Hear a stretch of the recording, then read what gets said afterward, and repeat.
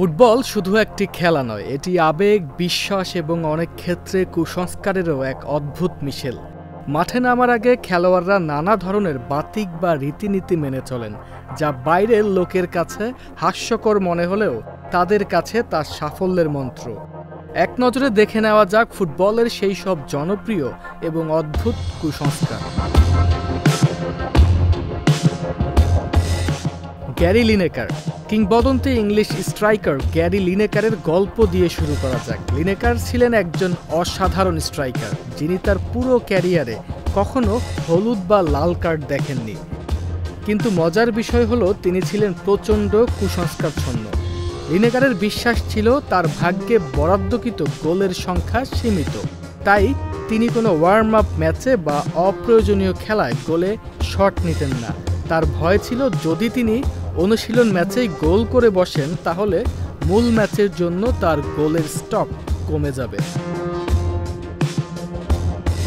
পেলে, ব্রাজিলিয়ান কিংবদন্তি পেলে একবার তার প্রিয় জার্সিটি এক ভক্তকে উপহার দিয়ে দেন। এরপরই তার গোল করার ছন্দ হারিয়ে যায়। পেলে নিশ্চিত ছিলেন যে তার গোল করার সৌভাগ্য সেই জার্সির সঙ্গে চলে গেছে। তার এক বন্ধু জার্সিটি খুঁজে আনার দায়িত্ব নেন। মজার ব্যাপার হলো, বন্ধুর অনেক খোঁজাখুঁজির পরেও তিনি সেই জার্সিটি খুঁজে পাননি। কিন্তু যখন তিনি দেখলেন পেলের মানসিক স্বাস্থ্যের ওপর এটি প্রভাব ফেলছে, তখন বুদ্ধি করে এই রকম দেখতে আরেকটি শার্ট এনে পেলেকে উপহার দেন। আর তাতেই জাদু ঘটে। পেলে তার হারানো ছন্দ ফিরে পান এবং আবারও গোল করা শুরু করেন। যদি সেই বন্ধু সেদিন মিথ্যে না বলতেন, হয়তো ফুটবলের ইতিহাসই অন্যরকম হতে পারত।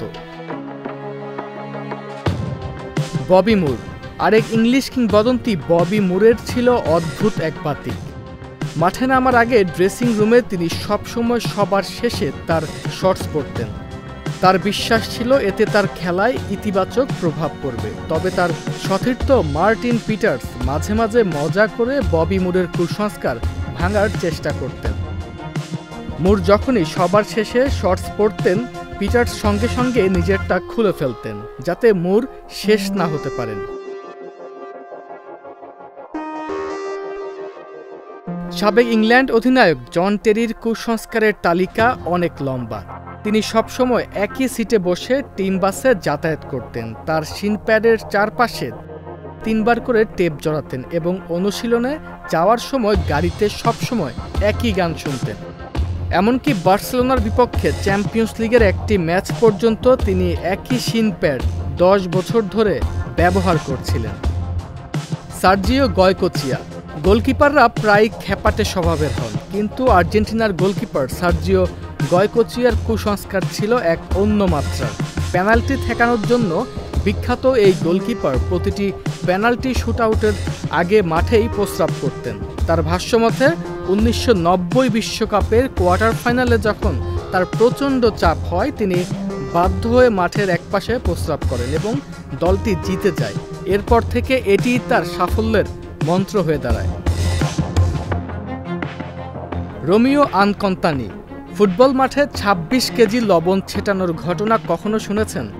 সাবেক পিসা প্রেসিডেন্ট রোমিও আনকন্তানি প্রতিটি ম্যাচের আগে তার দলের মাঠে লবণ ছেটাতেন। বিশ্বাস করতেন এতে সব বাধা দূর হয়। একবার গুরুত্বপূর্ণ ম্যাচের আগে তিনি 26 কেজি লবণ ছড়িয়ে দিয়েছিলেন, যার ফলে ম্যাচটি ফুটবল খেলার চেয়ে স্কি খেলার জন্য বেশি উপযোগী হয়ে উঠেছিল।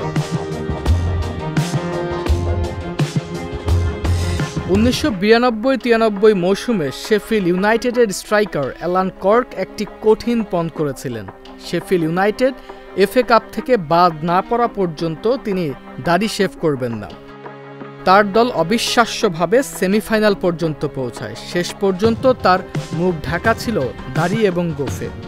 এই কুসংস্কারগুলো প্রমাণ করে যে ফুটবল শুধু শারীরিক সক্ষমতার খেলা নয়, এটি মানসিক শক্তিরও এক বিশাল প্ল্যাটফর্ম। এসব গল্প থেকে বোঝা যায় ফুটবলাররা তাদের সাফল্যের জন্য কতটা বিশ্বাস ও অদ্ভুত রীতির ওপর ভরসা করেন।